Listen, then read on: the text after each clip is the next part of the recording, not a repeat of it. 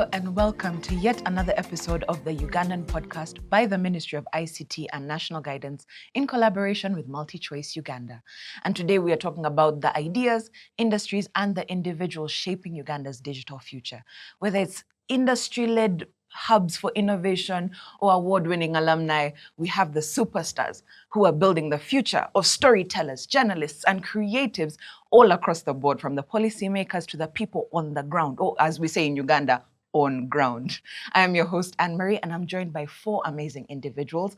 Let's start with our host, the Undersecretary of the Ministry of ICT and National Guidance, Ms. Sophia Nantongo. Thank you very much for coming. And on my left, I have Sisi Nalumansi, an alumni of the MultiChoice Talent Factory. And at the end, we have the PR MultiChoice, Mr. Rinaldi Jamugisa, and writer and photojournalist and table shaker and Kaggwa Mayiga. Thank you so much for making the time this morning. Have I given you all enough gravitas, I hope? All's good. So I think we'll start with you, Rinaldi. Yes. The MultiChoice Talent Factory is an investment that MultiChoice Uganda has made. Why was that something that was invested in? So thank you very much, Anne-Marie. Very, very important question. So the MultiChoice Talent Factory is MultiChoice Group's corporate social investment initiative that's geared towards skilling for the future, especially looking into the budding and young filmmakers, ensuring that we build talent for tomorrow's film industry. And I think we're very excited about the strides that we are making in that space, with up to 4 different academies in Africa, 2 within the southern side, so South Africa, Namibia. We also have 1 in Nigeria and 1 in Nairobi. And each of these academy basically takes on skilling people within those specific regions and ensuring that the different countries surrounding there are actually getting the opportunity to have their young filmmakers trained in all disciplines film. I'm also glad that Sisi is here, so she'll get into probably speaking into her personal direct involvement with having been one of the first cohorts that actually were trained in the East Africa Academy. And so it's very, very exciting for us because we see that there's impact happening. We're seeing results in as far as the work that's being done, and probably I'll speak to that later. But from an introductory point of view, I think we're very excited about the journey and the partners that we work with. Dolby, Fox, Universal, New York Film Academy. So there's great strides being done there in as far as skilling. So everything film, from script writing, directing,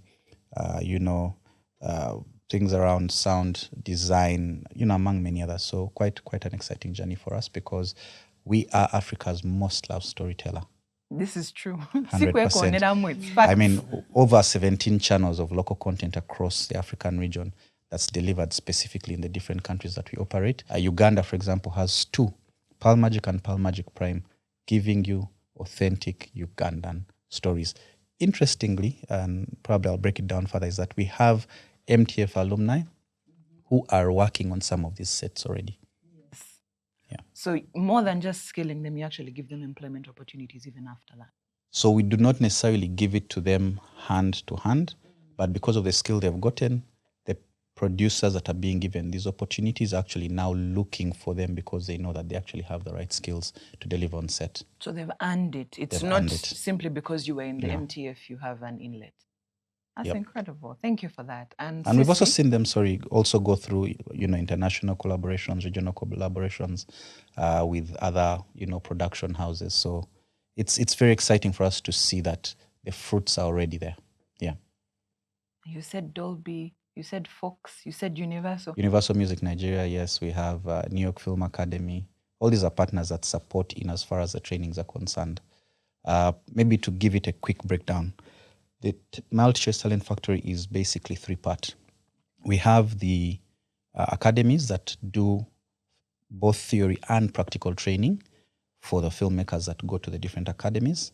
Then we have an online portal where filmmakers across Africa have the opportunity to actually create profiles there of whichever kind of skill they feel they fit in. So if I feel I'm a cinematographer, I'll have more like the way you'd say your Facebook profile all right?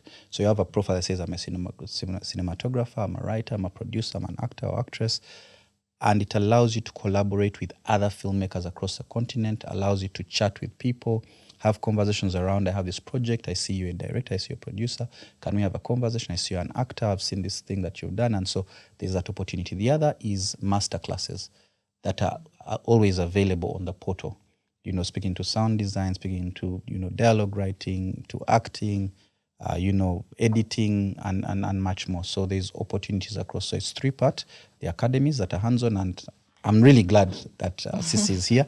So I'll not speak to that, I'll allow her to speak it, but just to say is that it is a fully funded program. Nothing of what is given to you through MultiChoice Talent Factory is paid for.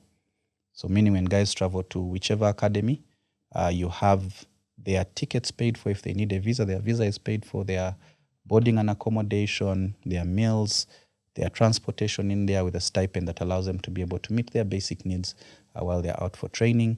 And of course, they come out with a graduation, that's given to them. For East Africa Academy, we have guys that come in from Nairobi, of course, because that's where it is. We have Uganda, we have Ethiopia, we have Tanzania, that are part of the academy. And so there's also the opportunity for them to engage from a regional aspect, but also get to learn the local nuances of the different countries that they work with while they're studying. Yeah. And what you're talking about isn't just something in the sky. There's proof of concept because there's an alumni here. 100%. And more to that, let me just give a quick rundown of a few of the projects that Sisi has worked on since graduating the MTF. Okay. She was a writer on Sanyu. She was a writer on Mama and Me. She was a writer and director on Kela. She was an actor on Missing Nothing. She was a writer and director on Umoja. She was a writer and producer on Inner War, a writer and actor on Red, a writer on Borders, a director for Low Battery, a writer and actor for Dairy Queen. And that's not even I don't know why the people here are not clapping. Like we need to be seeing. But people, please. That is proof of concept. A round of applause, really. And well those done. are 10 well projects. Done, Sisi. We're very that's proud not of even you. all of them. So clearly, they are doing something right. So I want to speak about your lived experience with the MultiChoice Talent Factory. We're hearing all these big names and now clearly you're doing amazing. How did that experience in the MTF shape your journey, your creative journey? Well, I thank you so much, Anne-Marie. Well, you've laid a foundation. Wow. Yeah, but I think my experience when I got out of MTF, I was very ambitious. So I started with being a student, and then I transitioned into being a lecturer at Victoria University for some time. And then I realized it wasn't my calling, so I had to lay low for that. And then I did master classes. After that, I decided to now pursue producing, writing, and directing. So in all of it, I think it was the spark of the knowledge that I had got out of MultiChoice that pushed me into these spaces of wanting to share. I'm a very generous person, so whatever I know, I want to give it to somebody else. So it's the journey of what you've learned, the information that you've got in the process that actually you feel like, yeah, it can push you into other spaces and you can perform and deliver there. And all of these accolades, what is it like working on all these projects? Are you ever not working? No. So even today we might have taken you away from our project. Yes, absolutely. Yes, I was actually not sure I would make it here, but this is important, so I had to make time for it. But one thing I know is there's that saying that you're as good as your last project. And as long as you did something amazing, people are going to look out for you for the next thing. Mm-hmm. But also, this year and last year, I decided to start channeling my energy out of the country to look for opportunities more there and then bring them back home. And I'm encouraging other people to join me to, kind of like look at opportunities that are here instead of always flying out. I do a project with my project partner who is, his name is Mark Brewer. And we launched a project in the Netherlands in December called Debunking Notions, Reshaping Mindsets. And what we're doing really is trying to change the stereotypes, trying to debunk the stereotypes about Africa and the West. And we're having conversations about it. And so because of that, I'm encouraging my African siblings to stop looking out there always for opportunities. But if you are to go there, grab whatever you can and bring it back home. Right. Because that is how we are going to sort of like build on what we have more and more and more. So the 9 months to the 1 year that you were there, what was that like, that actual experience? I mean, now we know what you took away from it, but what was your experience like for that period? Well, so I'd never, before that moment, I'd never been in a space sharing the same space ecosystem with 19 other people. And to me, that was getting me out of my comfort zone because I've always been that extrovert introvert. I don't know if it makes sense. And then I'm told I'm going to be living in the same space with 19 other people, and we're going to be breathing the same oxygen day in and day out. We're going to be collaborating. We're going to be doing a lot of things. And at first, it felt so overwhelming to me. But going into that space, because we were joined by other people from Ethiopia, from Kenya, from Uganda itself, and from Tanzania. And so we were 20 people put together into this space to learn about filmmaking from a professional perspective. Because I have to be honest, before that moment, before I joined, I remember I was starting out and trying to write scripts. And this I tell everywhere, that I used to write those scripts in past tense. And I'll be like, CC entered the room. But that is how novels are done. And then when I went there, and then I started to learn, and like, yeah, this is the right professional formatting of a script. Okay, this is your character. This is how you do it. This is how you do it. And so to me, it was very exciting to be in such a space. But also I realized that it helps, that gives you an opportunity to get out of your shell. Like me, who always thought, like, I appreciate my space and I don't want anyone being in my space, I realized I needed it to be able to open up and collaborate, to be able to share ideas. I used to hold on to my ideas. What if I share it and somebody steals it? And then I realized, yeah, if you put it out there, somebody can actually add flesh to it to make it better, you know? So being in such a space actually helped me break through, that right now I can actually march onto a professional film set. And I position myself, like recently I was doing a project with the team that came in from the US, and I was their producer on ground. And they're very big. When you search on who they are really big in the industry there. And I was positioning myself as a professional, and I did the job, and it was done, and I'm like, okay, I am there, you know. I have what it takes. I have what it takes. I can do this, you know. So the experience of being at the MultiChoice, and after that, because they took me to Nigeria, and then I came back, and I did a couple of amazing things with them. I think it was one of my biggest highlights in career, you know, kicking me off into what I am now. And then also staying in touch with those collaborators, the filmmakers that we were in the same space with, and, you know, they are passing you opportunities, you're passing them opportunities, so it's a collaboration that goes on and on. I think it was a birth of something that was amazing, yeah. Oh, wow. Even the way that you articulate is so clear. So it is symptomatic of extensive training. And the passion Right? she speaks with is amazing. It's amazing. 100%. So, Andrew, as someone that has chronicled Uganda's creative scene for over a decade, you don't even look like it, but you've been around for over 10 years. Where do you think we are as a country in terms of nurturing local talent, young talent? I think one of the best things that can happen to a creative is being a creative right now. Because I think the time when I joined the newsroom, 2015, filmmakers did not have as many opportunities as they are today. And at that time, most of them were still explaining themselves and what they actually do.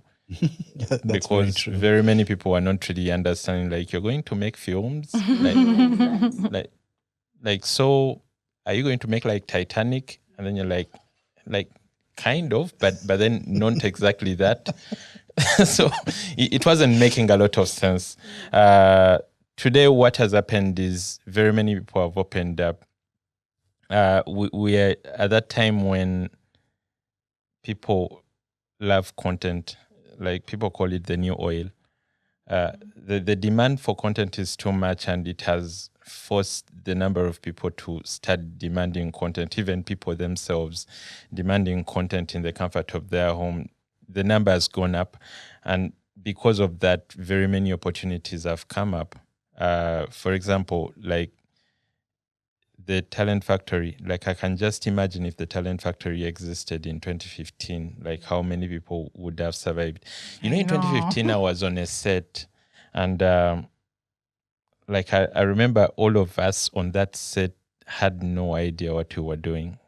Like I was a journalist on that set, just trying to see how people make films, and I ended up buying food for everyone because I think they did not really have budget for food.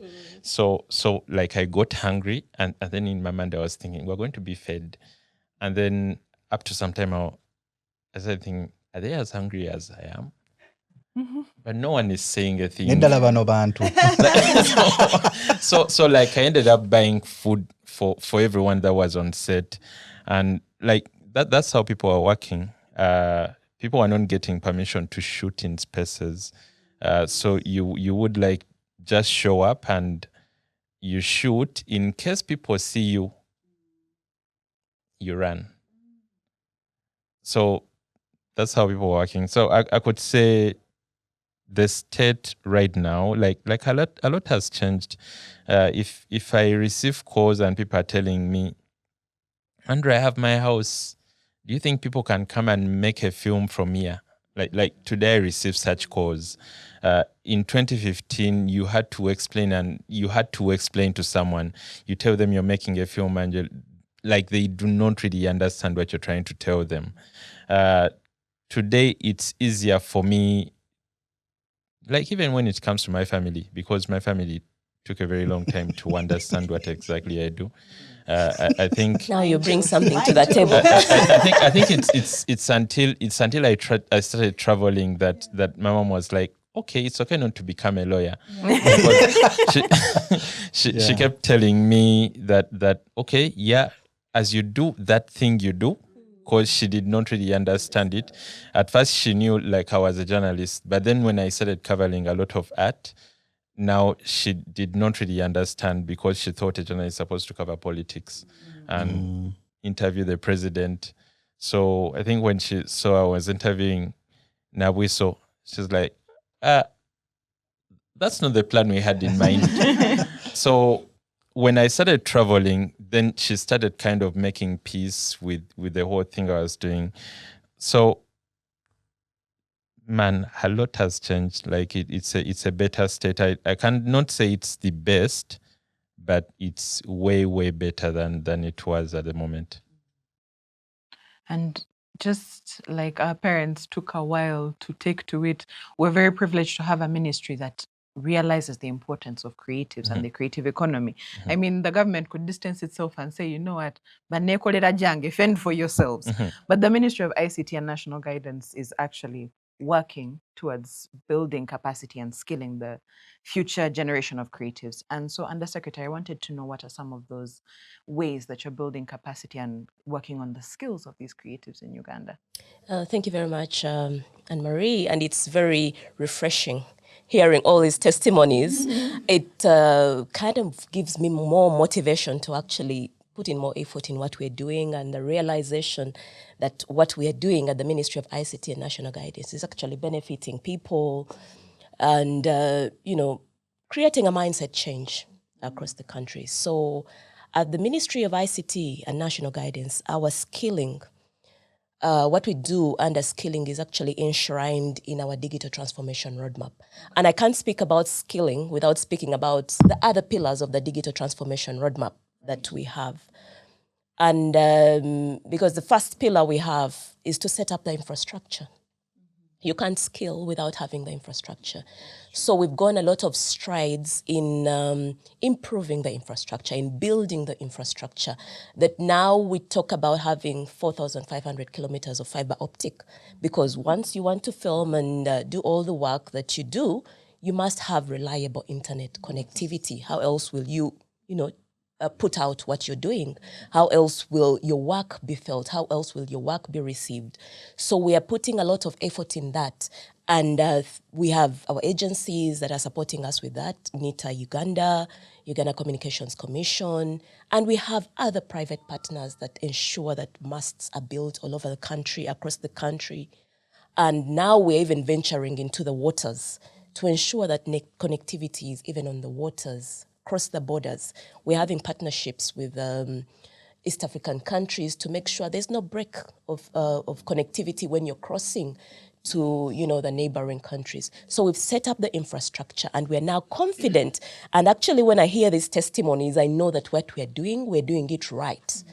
So after setting up the infrastructure, then we look at the e-services. So whereas we want to support the private sector as well, what about government? Government is also lagging behind. So we put out and try to digitize all the key government services across the country. You've had all the good stories with the driving permits, the e-passport. We have digitized almost all the government services, and we are rolling out that digitization to ensure that even the private sector is on board. Then we go to the skilling. After setting up the infrastructure, we've digitized services, all the citizenry is accessing these services, whether you've got an education or not, you have to log in to, request for and get a passport. So then we skill them. And in our skilling, we are intentional about leaving nobody behind, because even that lady who is selling tomatoes in the market needs skilling to make sure she's able to, go on a platform and market her tomatoes and get customers. COVID-19 showed us, taught us a lot, taught us a big, yes. So everything, we skill all the people, and we now concentrate on the less privileged. The refugee communities, we make sure we go out there and skill them. And we've got a lot of partners when we're in the skilling. MultiChoice, MTN. We partner also with Huawei Technologies, who we have a project, the DigiTruck project, where we have a mobile truck that goes out to all the remotest areas of this country, and we skill the less privileged, the youth, the women groups, the people with disabilities, all the citizenry out there. We intend to leave nobody behind, that even in areas, the remotest areas, we are now launching Smart Village projects in Budahio, one of the remotest areas in Butaleja district, where we ensure that we go take the DigiTruck there, skill them, give them the basic digital skills. And that skilling, we're also trying, we are in the process of working together with the Ministry of Finance and Economic Development to ensure that we also now reduce the taxation on mobile devices so that everybody can have access to these mobile devices. You can, create your content. I've seen a lot of children, when you go on TikTok, you see people, making videos and posting them out, and the opportunities are endless. So we want to try and make sure we reduce the cost of the mobile devices so that everybody can afford a mobile device, can create content. And people have done businesses online, and they've sold, made money. Business process outsourcing. People now can work in, Microsoft, and you're all the way in Budahio, and you're working with Microsoft, and you're actually getting paid. So we're working with banks to also ensure that we get payment gateways where people can be paid online. Then after the skilling, we look at the data protection and cybersecurity. We work with NITAU to ensure that so many people are now on the wide web, and they're posting out. People live their lives on this social media. People do a lot of things. People have their businesses on their mobile devices. So we want to ensure that we protect their data, and that they feel secure to transact and to have their content online. And when she was speaking about, being worried about, putting out her content, sharing it with the world, they're going to steal this. We've skilled a lot of youth in intellectual property, knowing the worth of your content and securing it to ensure that you have that intellectual property. We built legislation. We have guidelines now that support the creatives in ensuring that, they secure their rights. And then we go into innovation. And with innovation, we have done a lot, because we have an innovation hub, our flagship innovation hub, the National Innovation Hub in Akawa, where we support a lot of innovators and the creatives as well. We have a content creation studio, state-of-the-art content creation studio, where very many young people come and they have access to this state-of-the-art technology to, record their content. And we give them training sessions where they can learn how to edit this content, how they can, monetize this content. Because so many people, after you've created a video, then what? What do you do with it? How do I market it? How do I, get money out of it? Very many people still don't know how to do that. It's just a few who have got access to the MultiChoice, the MultiChoice Training Academy. But we want as many people to have these opportunities as possible.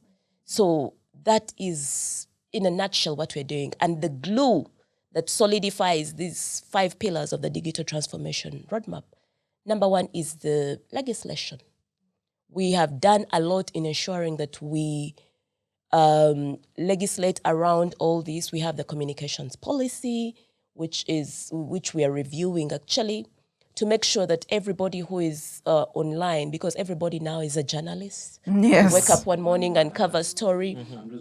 Yeah, there's a lot of misinformation going around because everyone feels they have a right to have an opinion, to put out whatever content they want to put out. And we've seen people's careers break. We've seen people depressed, about what is being said about them on the Wide Web. And we've legislated around that and made sure that we are now running a campaign with NBS television where we want to sensitize the masses about the dangers of misinformation and miscommunication. And the penalties are going to come out as well because people think they are free to do whatever they want. No, there's a legislation around that, the Computer Misuse Act. And yes, then we're also developing the ICT policy. Not that it hasn't been there. We're reviewing most of our policies because, as you know, it's a very dynamic industry that we are in. It's a very dynamic sector, so we have to regularly review the policies. And then the partnerships that we build is also a very big glue that solidifies our digital transformation roadmap. Because without our private partners, I don't think as government of Uganda we can do it alone. We've partnered with so many agencies, private agencies, MTN Uganda, Huawei Technologies, UNDP. UNDP is actually one of our key partners because they equipped we have a content creation studio in the National Innovation Hub. They equipped that content studio, all state-of-the-art technology. And we have a lot of partnership with our Uganda Institute of Technology in Nakawa, where, yes, we also do skilling. Now, these are certification courses, diplomas, certificates in communication technology, but also in content creation. Very many youths have gone to the institute and, learn how to do the things they do, and they actually get certified to do this work. But also at the UICT, Uganda Institute of Communication and Technology, we have another content creation lab where also equipped with a state-of-the-art technology, and all Ugandans are free to come to all these facilities and, create their content and get skills that can support them in the work that they do. We also have augmented virtual reality labs, and this is a new technology that we are getting into where we can actually do skilling and education in universities where you needed to have a class and go to Mlago and do internships. And then there was that very difficult subject called dissection where you have to get a body, I don't know what they call them, cadavers? A cadaver. That you have to, learn how to do surgical treatments. But now with this augmented virtual reality, you can simulate all that. And the medical student will learn how, surgical experiments are done. And then they'll show you what the liver looks like, what does the heart look like, what do the veins in that heart look like, with just simulation. And once you've created this content, it can be shared out, and students can actually learn online. You don't all have to go to Mulago or the national referral hospitals to do your studying there. And this augmented virtual reality is going to spread across all sectors. The tourism sector, we can sell Uganda through augmented virtual reality, taking people through around our game parks and our, like a virtual tour. Like a virtual tour, yes. The people who are in the real estate industry, if you want to sell a house, you just have to come and create that content, and people, you take them a tour through your house, and you can actually sell that. So we've done a lot, and government has invested a lot in skilling, and we've also opened three other innovation hubs across the country. We have one in Kabale University, another one in Soroti University, and in Muni University. So all the services that you can access at the National Innovation Hub, you can also access at these other innovation hubs. Ever since we said government at Riyambe, the Ministry of ICT took it personally. We took it personally. Yeah, no, I actually like when you mention the different partners. And I think also from the government agencies, at least I've personally and of course as a brand, we've worked directly with the Uganda Communications Commission when it comes to trainings. Every year, every time, for as long as there's the Uganda Film Festival, we've been a part of those. And through the MultiChoice Talent Factory and our local content production arm, which is MNET, we've also gotten to see that we send in trainers, be it virtually or physically. They actually come here, and as part of our broader program, they train filmmakers. The most recent, was this past Uganda Film Festival, UFF at 12. We got the opportunity to train guys on, pitching for film. What is the right way to do it? Casting for film, just so that people can understand how do you actually cast.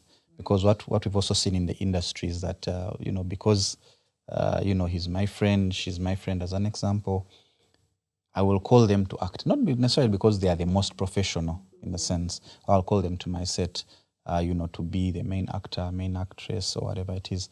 And so we need people to understand, why do you select a particular character to be? So if you say you want a father who's maybe 48 years of age, they are this height, they are this color, how do you zero down onto that person? If you say you want a child, 8 years of age, they are meant to be this way, this way. So just helping people understand what are some of the basics as you select, a person to be part of your cast. So all these things, they look very simple, and yet they're actually very key in how a film comes out. The other thing, of course, around, say, for example, the pitching side of things, people, and I think you rightly put it, that many times people create, but after that, then what? So the business of film is an area that we've also been very intentional about, helping people understand how do you pitch, and not just only to MultiChoice, but overall in general. What are some of the key principles you need to follow in as far as setting up yourself to get an opportunity for funding? And I think we're in a space where we're saying, as MultiChoice, we are building a foundation, a base. We might not be able to do everything there is, because there's actually a lot that needs to be done, but let us set the foundation. And in that, we also invite others to say, guys, as we are building, please come and join, regardless of, where you are, whether you're a fellow broadcaster, whether you're, a content space that actually, buys, whether you're an aggregator. Come, let us build this thing together. As we are setting the base, the foundation, and then we are saying, guys, let everybody come in and help support lift the industry. Yeah. Okay, and just to continue with you still, Rinaldi, working in the MTF, it's across the continent. Yes. So you are dealing with the individuals and you're seeing their challenges and the barriers. I mean, Andrew and the Undersecretary and also Sisi have shared that first it was difficult to be taken seriously, and then people didn't know what they didn't know and they were okay with it, they were going forward. What are some of those other barriers that might not even be apparent to someone who's in the space right now when it comes to creating, and what is the MTF and MultiChoice doing to address those barriers? So, and I think Andrew, even Sisi herself will attest to this. We have a lot of what we call self-made filmmakers. Self-made in the sense that somebody picks a camera and just tries the effigy to do whatever. Sometimes they get it, sometimes they don't. But also a lot of them have been in a space where it's about YouTube. Go to YouTube or whatever platform, go to Quora, Digest, wherever, and just read up on what to do. Understanding what is focal length, understanding what a 50 millimeter lens, what an 85 millimeter is, what is it supposed to do, 70 to 200, 24 to 105. It's a lot that can actually go into the mind. Why should you use something that's, an f2.8 as opposed to one that is variable, 3.5 to 6.5. So all this, yes. So it's that people have just gone in trying and tasting. And so it's very important that while that is what it is, it's necessary that we start to build an area where people are working on certain principles and standards. And that's where now we come in. How do you write a script for it to be globally acceptable? Because there's an actual standard of the way a script is, developed and written. How do you start to make tweaks and character switches and changes along the storyline to give your story, more life? How do you hold a camera? Which angle helps you bring out the best of a dialogue, for example? Which one gives you the best portrayal of a person seeming to be having the upper hand, in a conversation? Are you doing short, up, down, down, up? If it's two people talking, where should the camera be? If it's lighting, where's the shadow point? So there are all these small little details that people do not know. There's a very key element. They actually say that many times you can have probably a bad picture, but your sound must be crisp, it must be clear. Because you might have the best image, but when people can't hear what's happening, they're going to lose. But your screen can go black, but for as long as they can hear, the conversation is continuing, the sound is continuing, it makes sense. Sound design. How do you get into things like, some of the soundtracks that come on, the kind of music you use for specific scenes? All these are things that help build. What creates anxiety as you watch? What creates thrill? What creates excitement? What shows victory? What shows, pain? What shows worry? Like all these things are actually very intentional. And unless people understand these things, the content will always be flat. The delivery will not be good. And so we'll try to compete at all levels. We'll make all the complaints we can. But for as long as we're not doing it the way it should be done, we'll never hit those stages. And we are happy to see more and more that, many of them have actually gotten other opportunities, not just MultiChoice Talent Factory, to actually learn. We've gotten those that have been a part of the factory. And it's exciting to see that they are winning awards. And people learn things, set design, wardrobe, makeup. How do all these things affect the final output of your film? And so for us, it is basically sitting and saying, how do we help the guys do what needs to be done? We are where we are, but how do we get where we want to be in a space where we compete globally? Well, thank you for that. And Sissy, as you went through all these, I'm assuming you understood the numbers that he was talking about, because me, I was confused. On top of the skill set, you also got a network of alumni, the 19 people that you were with. Yeah. How has that alumni network helped you? Well, first of all, when I got out of the MultiChoice Talent Factory, I had this dream that we're 4 people, we're going to come out, there's a DOP, there's a director, there's a producer, there's an editor, the big 4. So that then you can just invite other people on board, production managers, assistants, production designers, and all that. And voila, I came out. Casey went to Germany. Aaron first went to Kenya for some time. Yes, Hilda, under Ziba Productions, yes. Yes, Hilda was writing, and then she was one time, I'm talking about the first 4 that came out of MultiChoice. Yeah, in 2019. In 2019. And so my dream was shattered. I was like, how am I going to do this alone? It was very, very frustrating. But seeing how the alumni, even as they are far away boundary-wise, and how they are very supportive, sort of like gave me a bit of relief that, hey, I can still do this, I don't have to be bound by the boundaries of Uganda. My team is out there and they're celebrating me. Like when my film Namudu was nominated for the Kalashas, I saw their support voting and voting and voting, and everyone is voting and sending a screenshot on the group. It doesn't matter if they're Nigeria, if they are in I don't know, different countries. They were supportive. And even the continued support of, hey, there's this happening here. You want to apply for this? Hey, you're doing this. Yeah, can you take advantage of this? You know, like opening up opportunities in spaces maybe where you are not and you wouldn't have known about these opportunities. And then recently, you know, one of my friends from the MTF in Tanzania was like passing on this opportunity. Hey, I've heard about this. Have you heard about it in Uganda? Can we try this? And then sometimes they're consulting from me. Hey, you did this. How did you do it? How can I also break through with it here? So it's an ecosystem that sort of like sets you apart in a way and provides opportunities for you that probably you would have missed out on, and also gives you the opportunity to give back, you know. Considering how they're doing it and, you know, looking at getting inspiration actually as well. Because sometimes you run out of the juice. Yeah. You run out of the juice. Making films and telling stories can frustrate you. Ron Howard is a director in Hollywood who I admire very much. He one day said, every film will find a way to break your heart. It could be just one critique. You know, we have people like Andrew who just lays it out all the way it is, you know? Knuckles. Yes, just punches you in the stomach and you're like, I'm gone, I'm dead, I'm done, you know? But when you sit back and you see what other people are doing and how passionate they are, you are reminded of why you actually are telling the stories in the first place, why you joined this business, why you're not a banker somewhere, why it's important that your voice is heard, why it's important that you tell this story. And that sometimes comes from the people that you know. And if you're close and they're your friends, then you can actually just tell them, you know what, I feel burnt out. I feel really burnt out. I don't know what to do. I don't have funding. I don't know what to do. I don't know how to go about this. And then they can re-energize you, you know, remind you that, hey, this is important. There's still this door that is still open. Don't give up. Don't give up. Don't give up. Like I did a story after COVID or during COVID.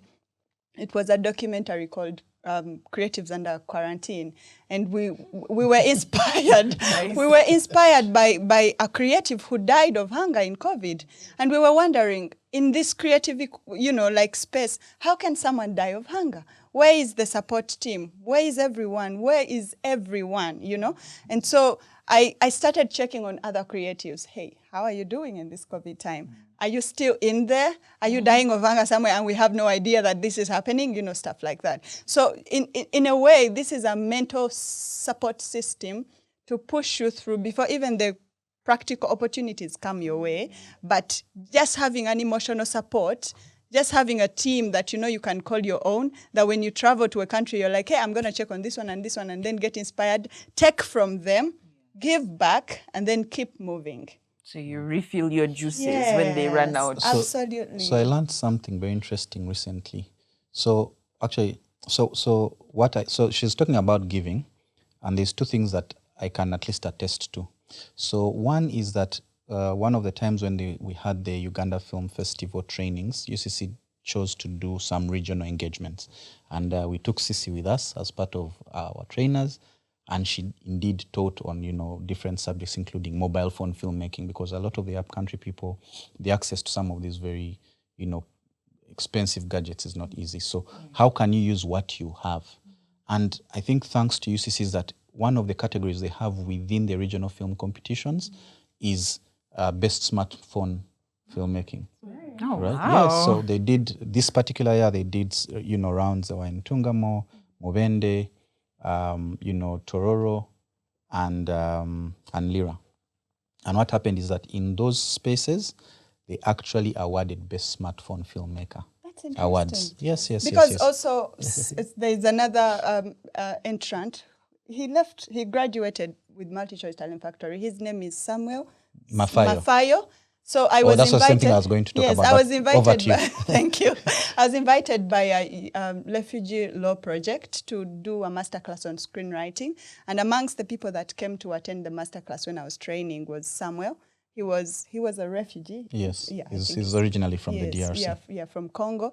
And so after the training, he puts me aside and says, "You have just lit me on fire, really. I want to do this. how did you do it? And so I had to explain to him, hey, this is how you do it. And said, I want to go through MultiChoice Talent Factory. And I told him how he should apply and what. And he was so excited about it. A year later, I'm on the panel. I'm on the panel where we are reviewing the people that are actually going to go to MultiChoice. And he's one of the people that came, and we interviewed him. And I was very excited because somehow I felt like I'm part of his story, Yeah. And he... Right? No, so here's the interesting thing. I was going to ask what you biased. Because I'm not the only one. So allow me just chip in there. So she never knows, or they never know when they are going to be called, at which point to be a part of the panel. So this is absolutely tail end. Like somebody has already applied, they are scrutinized by a totally different team, both at the East Africa Academy and in South Africa. So by the time she's invited to be a part of the interview panel, it's at that tail end. There's already been vetting. You've reviewed all the over 300 applications, and there's this, maybe 15 people out of which you're going to pick 4. So that entire process, she's not involved. So it's at the end. But also she's required, which I believe she did, is to actually say, I know this guy. I know this person. Share some history. Yes. So no conflict at all whatsoever. But also looking at how many people are really passionate that they apply for this, the conflict was not only about Samuel as a character, but even other people, because you're seeing a lot of talent coming in. And you see yourself in them. I root for you. I root for you too. I root for you too. I root for you too. So who do I choose? But I'm very, very excited that eventually he was one of the finalists. He was selected to go to the MultiChoice Talent Factory. And now he's a fully fledged filmmaker. Yes. So Samuel Mafayo's story, and I know probably we are done for time, but Samuel Mafayo's story is quite interesting. Right, I'm sorry guys, but right from the day he was told you're going, now time to travel, because we are paying for his ticket and everything, he didn't have a passport. He has a refugee document. And so the time for travel has arrived, and we're checking all the documentation, and there are certain things missing. And I want to thank the Ministry of Internal Affairs that we did reach out to them, explained his scenario and situation, and were very helpful in as far as working through the paperwork. He finally got it, air ticket paid, he traveled, he went. He graduated as one of the best in the academy. He's into the sound side of things, sound design. He's working on different projects. Early this year, he was flown down to South Africa for further training. And so he's going to be on some of those sets there and basically learning and being able to also work at the same time to be able to grow in what he's doing. So him and a couple of others, we've seen guys go to Bollywood, others to the New York Film Academy itself. So there's been Z-World. So we've seen quite the opportunity for these guys. Another gentleman, Abubakar, was doing sound for a couple of film sets, including Sanyo and others. And we've seen him actually win during the Uganda Film Festival, during the Kalash Awards. Like, it's so exciting, Victorian, there's so many things. Afri, who happens to also be a musician, has had some of her music used on different sets as well. Really, you should be the one reporting these things as a journalist, and I'm sure you know about this. I know much of it, and for me, I think the person I've interacted with the most before, and then after was Abubakar, because Abubakar was technically trying out everything. He was trying out camera, he was trying out. Are they gaffers? The guys on the lights? Yeah, he did some gaffering, and then he found his interest in sound. And when he went, because you see, you will ask Abubakar a question in English and he will answer in Uganda. Like, yeah, he will be like, guy, Tonko. He's truly Ugandan. Yeah, he's truly Ugandan. And I still had a lot of stories when he traveled to Nairobi, because I think he had a lot of hair, and some people thought he was Burna Boy. Yeah. There's a Caribbean. He used to call himself that, the Ugandan Burna Boy. Yeah. So, but when you see what he does when he's just experimenting, he's really amazing.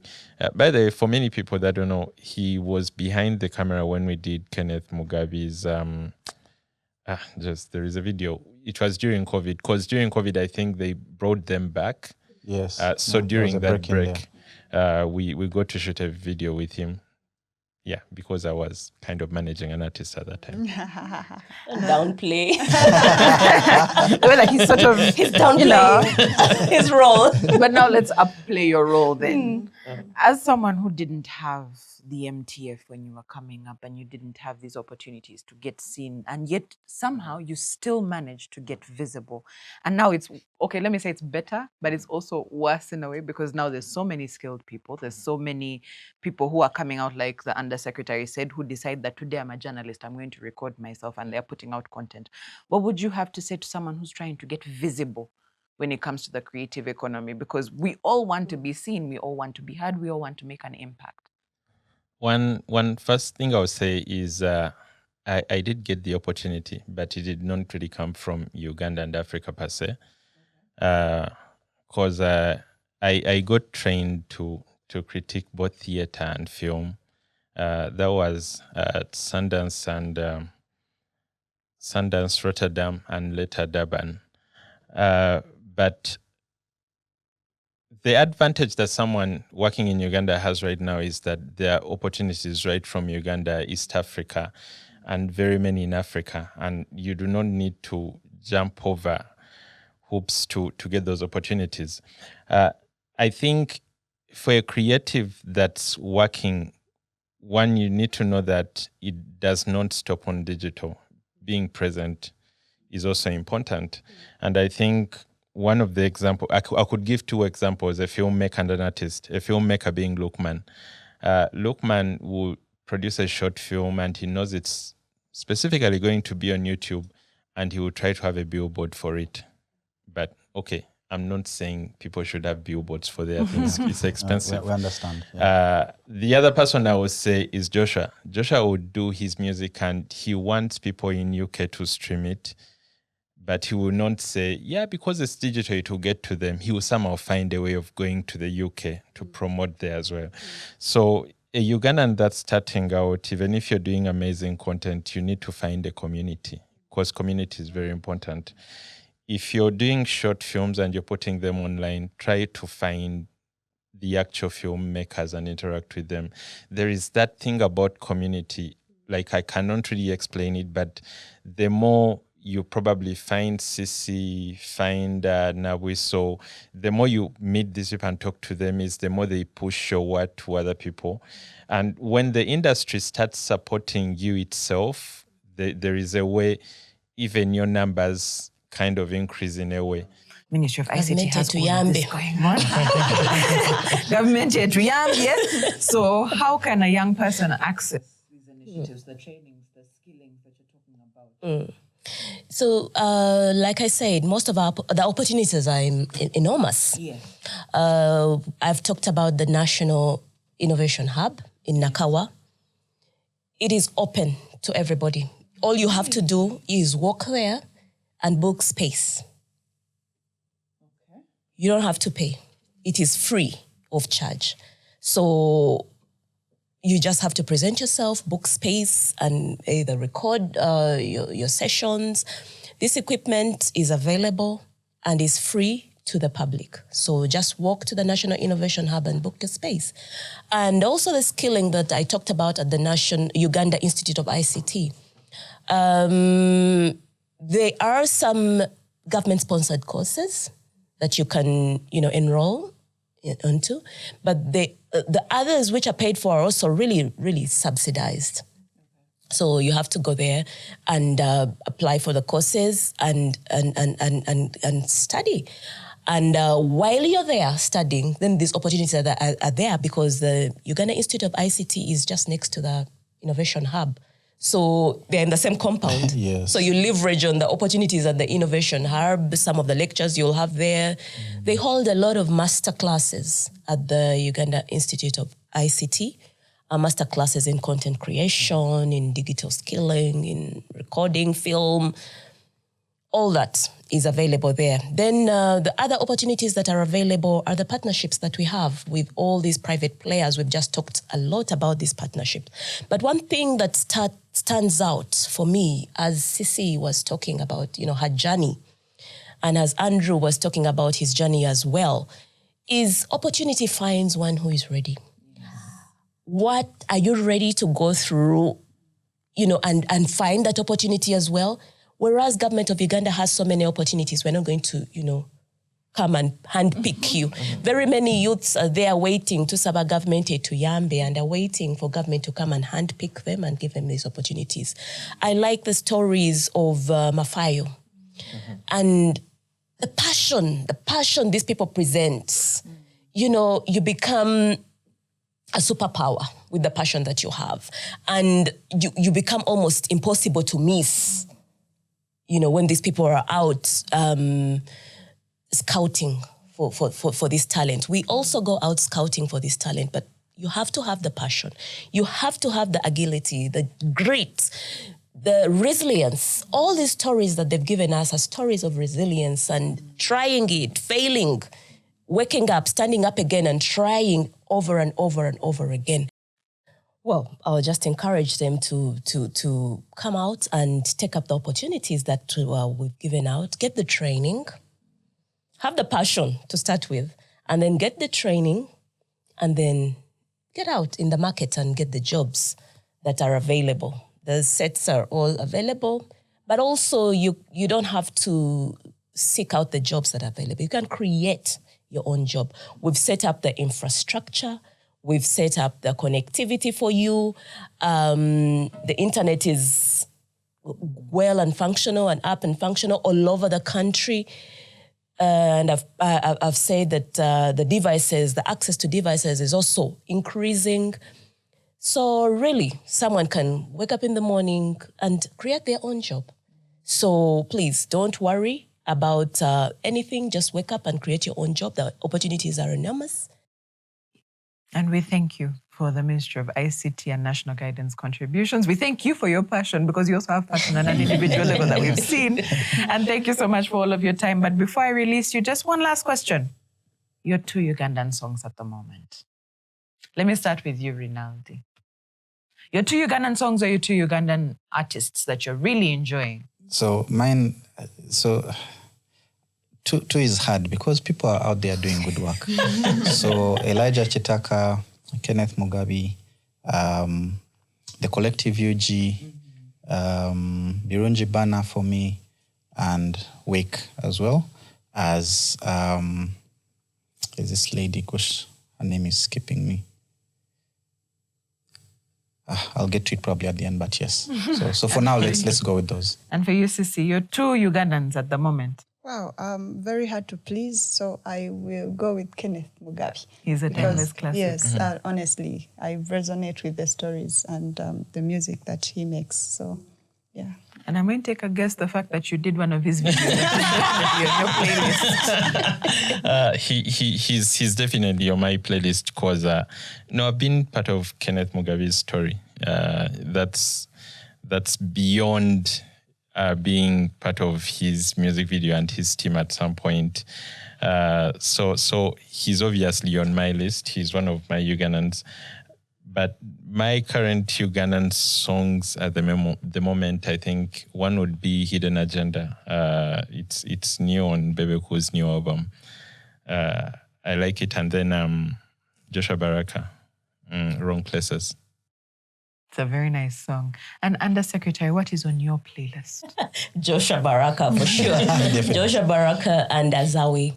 I actually, at our end of year Christmas party, ministry end of year Christmas party, I mimed Azawi's Masavu. Nice. So here at the ministry, I'm the Azawi of Ministry of ICT and National Guidance. So Azawi, I'm coming for you. Well, thank you so much. Thank you so much for being on this mine, part. Sam Chimera. Oh, yes.